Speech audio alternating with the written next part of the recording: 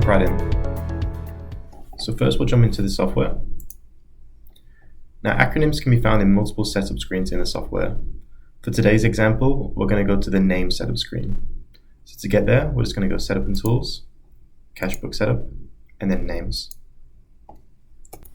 So in the contact center, I want to add a new contact, and I want to add NAB.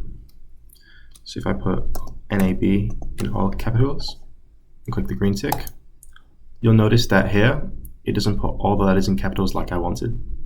So I'm just going to get rid of this. Now to fix this issue, we go into Acronyms, and then we just type in NAB. It can be lowercase if you want, because what will happen then is when we click Add, is it will make it all capitals. So if I cross out of here, and now try to add NAB as a contact, click the green tick, and you'll see it's all in capitals now. So now wherever this acronym is entered into the software, whether it be on an invoice or in the code setup screen, it's always going to show with capital letters. Thanks for watching, everyone. If you need any more information, please have a look at our help articles or book a one-on-one consultancy and training session with our team. All are linked in the description box. Don't forget to subscribe to our YouTube channel and give this video a like if you enjoyed it. Have a great day.